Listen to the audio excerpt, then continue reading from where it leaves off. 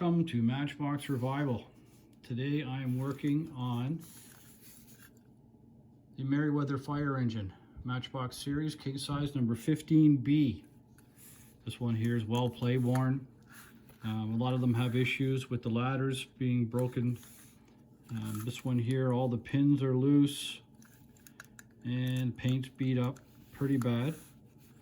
So what we're going to do is take it apart, and at a quick examination I've noticed that like all the rounded over axles and stuff are very close. So I'll have to protect the wheels when I take the pins out, and also too, the pins that are holding the ladder in are also very tight. We'll have to come up with a system to get them out without damaging. So I've had this one in the cabinet for a while and looking forward to it. We'll start off by taking the tires off and disassembling it. So with the tires off, we're going to remove the rivet on the back, and there's a tongue and groove at the front. So we'll just try something here with the Dremel, see if that works.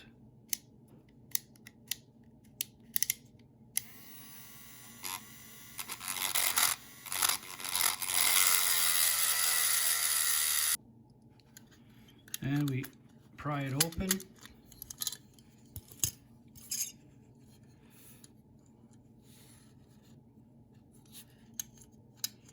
And we find, I guess, a rubber gasket inside that holds the turntable on.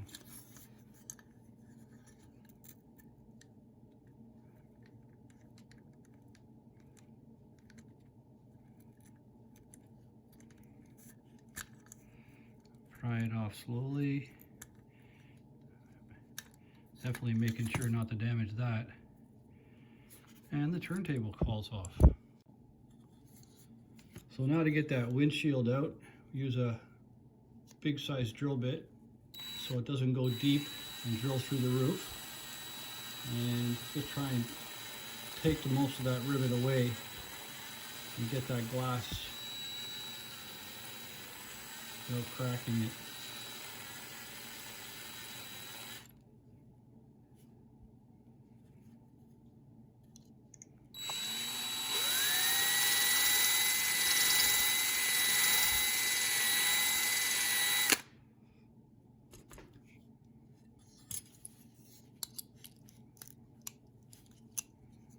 And out it comes.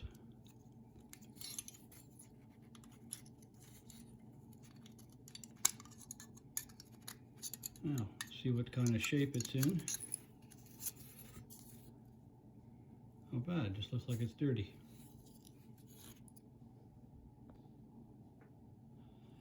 So to get these pins out, you can see they're very tight to the body, and I don't think I'll be able to get a grinder in there. So I'm probably going to have to just snip them off. I'm going to try first and pull them through and see if I can get them just to come through. Now I might be able to grind them off. Oh, there's one through.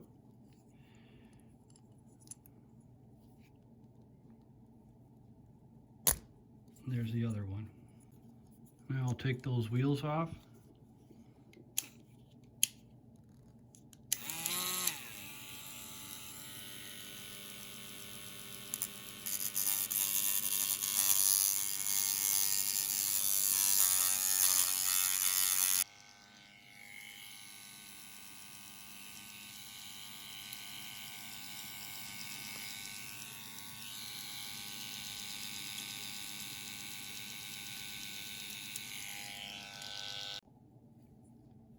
On the turntable section, there's the control panel painted in gold.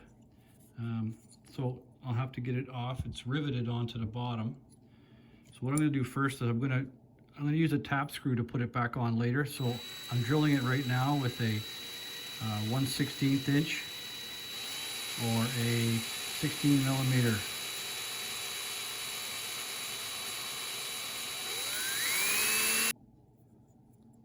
So then after I drilled it with the 16 millimeter, now I'm going to take the top of the rivet head off. So now for the body, as you remember, there was the tongue and groove at the front and the rivet in the back. So this will also need the 1/16 inch 16 millimeter drill. And we'll countersink the hole first and then tap it with a 2 mil tap.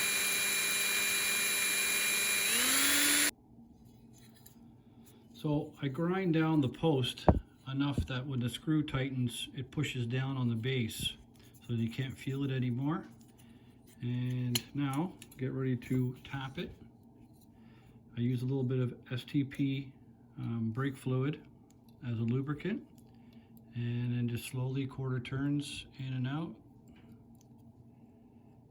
Some guys I've heard have broken the tap in the hole, and I think that's probably a disaster when that happens. Pretty well impossible to get it back out or drill it out. So just take your time, slow in, slow out. You can feel it when it hits bottom.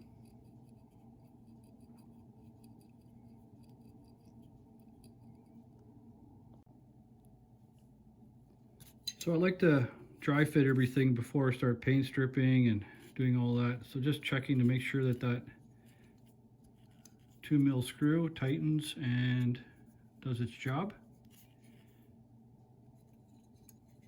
Make sure there's no rattle, nice and tight. And I also put this one in too with the control panel.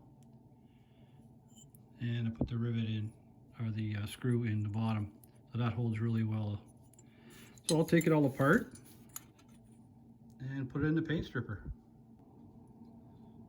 One thing I forgot to take off is the bells.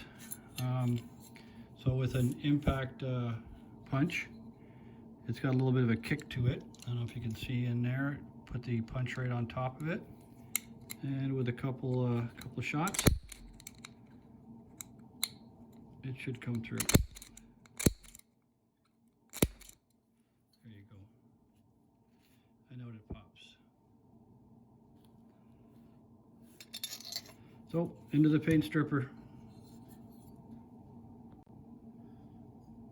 So paint stripping for the base, it has the little suspension bars inside with plastic, and I'm pretty sure if you put it in the paint stripper, it won't be there when you take it out. So what I'm going to do, I'll paint strip, just brush it on this side and be careful, and then use the wire wheel to finish off the rest of it.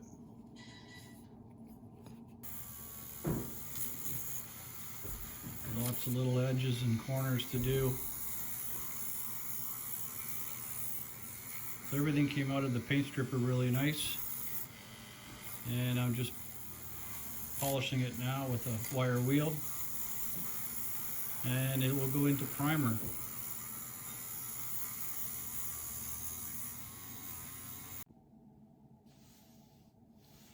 So I jumped ahead, just shortening the video time. Usual procedure for painting, give it the wire brushing that you just saw with a Tamiya fine surface primer. And I remembered that when I took it out of the paint stripper, I had forgotten to do a color match. So I did like Paul the Restorer in the sink, took a little sample flake off of it, put it on a piece of paper, and color matched it that way. It was basically the Tamiya red with 1 drop of blue and a couple drops of, I think about 10 drops of smoke, just to make it dirty. But I'm really happy with that. And the color matching as well, same deal with the ladder. I noticed the plastic ladder and the steel ladder section of it are pretty close in color with the original one. So what I'm going to do now is I'm going to head to the garage. I have my drill press out there, and I have the base and the hubs, which I just cleaned in soapy water, and I have the axles all cleaned, ready to go. I spun them in the drill with 2000 core sandpaper to polish them, and that'll be next. All right, so we're out to the garage, and we'll start off by lining up the 2 pins on the drill press, making sure they're in line perfectly. Fire up the drill press. Start with one axle. Pick the nice clean side. Feed it through. And get another hub.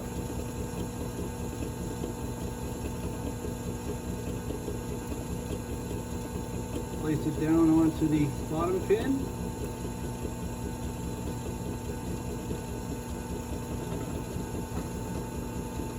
And put a little pressure on it.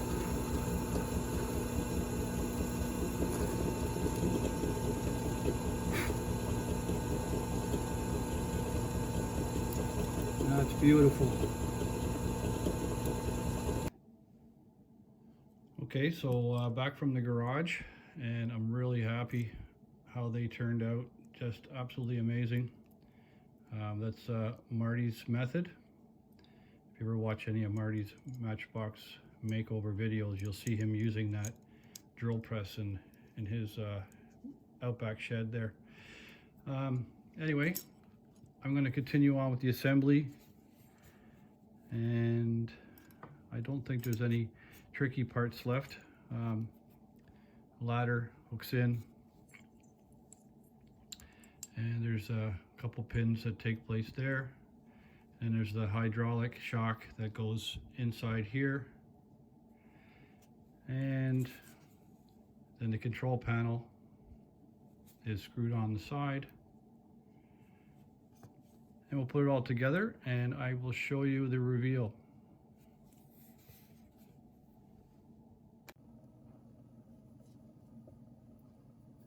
And here's a reminder of what I started with. Rubbed off decals, chipped paint, loose pins, and in desperate need of a bath.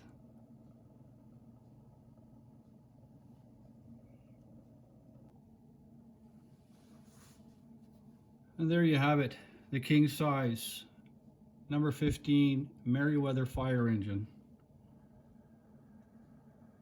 I'm happy with the result, how this turned out.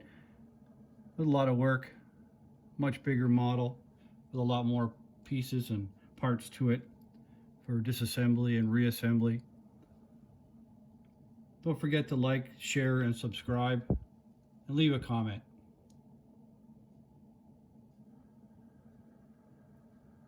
Thanks for watching.